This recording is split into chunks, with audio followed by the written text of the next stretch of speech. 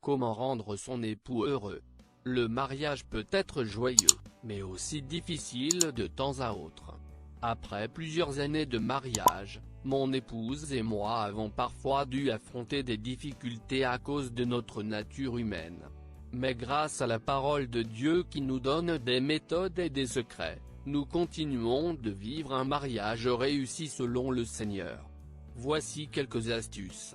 1. Communiquez avec votre époux avec amour. Faites preuve d'attention et d'intérêt à son égard et communiquez avec respect. Souvenez-vous que l'amour est patient, il est plein de bonté. 1 Corinthiens 13, 4.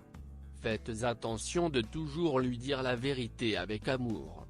2. Offrez-lui de temps en temps des cadeaux quand il ne s'y attend pas ou organisez quelque chose en son honneur. 3. Accordez-lui du temps au détriment de vos amis ou de vos collègues.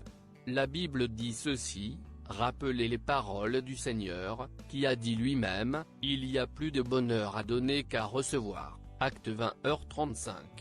Participez à ces activités, faites du sport ensemble, intéressez-vous à ses loisirs.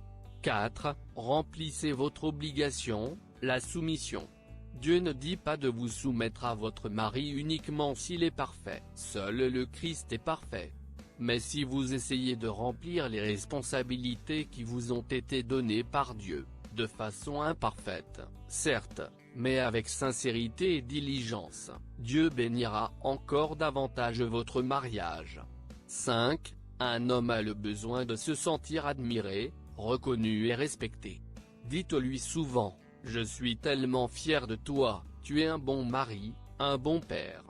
6. Évitez de vous concentrer uniquement sur certains traits de son caractère qui peuvent vous décevoir, dans le but de critiquer: tu fais toujours ça, je te l'avais bien dit.